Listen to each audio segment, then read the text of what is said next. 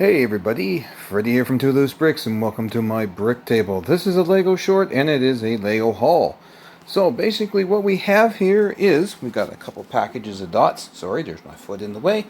And we got Emmett's Builder Box. Pretty cool set because that little house is kind of neat.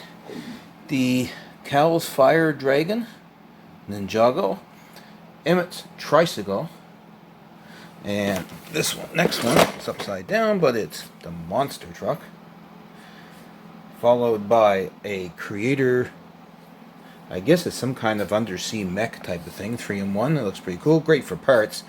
And another creator, 3-for-1. It's like a car type of thing. And the pièce de résistance is the Bobaxon's Carriage, Arrival at Hogwarts, Harry Potter set. Now I already have one of these, but I'm glad I was able to get a second one because I am going to make a bigger set.